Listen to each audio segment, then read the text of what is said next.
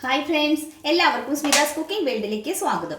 ഇന്ന് ഉണ്ടാക്കുന്നത് വളരെ സിമ്പിൾ ആയിട്ടുള്ള എഗ് മസാലയാണ് കേട്ടോ. അപ്പം ഞാൻ പാനിലേക്ക് കുറച്ച് വെളിച്ചെണ്ണ ഒഴിച്ചു കൊടുത്തിട്ടുണ്ട്. കടുകിട്ട് പൊട്ടിച്ചെടുക്കാം.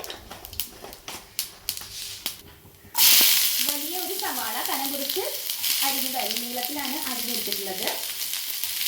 ചെറിയൊരു കഷ്ണം ഇഞ്ചി അരിഞ്ഞത്, ഒരു പച്ചമുളക് അരിഞ്ഞത്.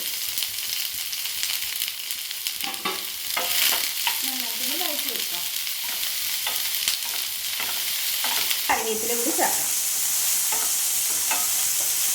സവാള നല്ല പാകത്തിൽ വാടി വന്നിട്ടുണ്ട്. കണ്ടില്ലേ, ഇതിന്റെ കളർ ചെറുതായിട്ടൊന്ന് മാറി വന്നിട്ടേ ഉള്ളൂ. ഇത് മതിയാവും. ഇതിലേക്ക് ഒരു നുള്ളു മഞ്ഞൾപ്പൊടി കൂടി ചേർക്കാം. ഫ്ലെയിം നന്നായി കുറച്ച് വെച്ചതിന് ശേഷം വേണം പൊടികളെല്ലാം ചേർക്കാൻ. 1/4 ടീസ്പൂൺ മല്ലിപ്പൊടി,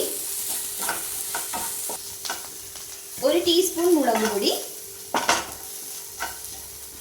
1/2 ടീസ്പൂൺ ഗരം മസാല,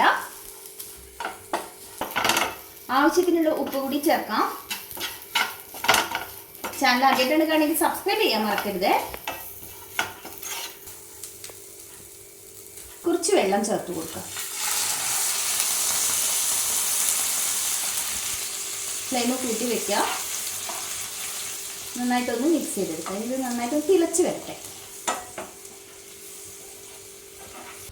ഇനി ഇതിലേക്ക് പുഴുങ്ങി 4ആയിട്ട് മുറിച്ച് വെച്ച മുട്ട ചേർക്കാം.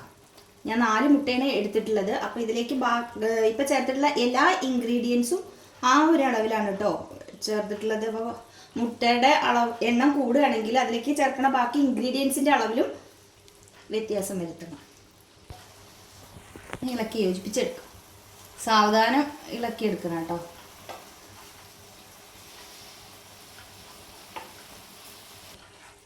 അപ്പോൾ നമുക്ക് 5 മിനിറ്റിൽ തയ്യാറാക്കാൻ പറ്റിയ മുട്ട മസാല റെഡി. ചോറിൻ്റെ കൂടെ ചപ്പാത്തിയുടെ കൂടെ ഒക്കെ സെർവ് ചെയ്യാം കേട്ടോ.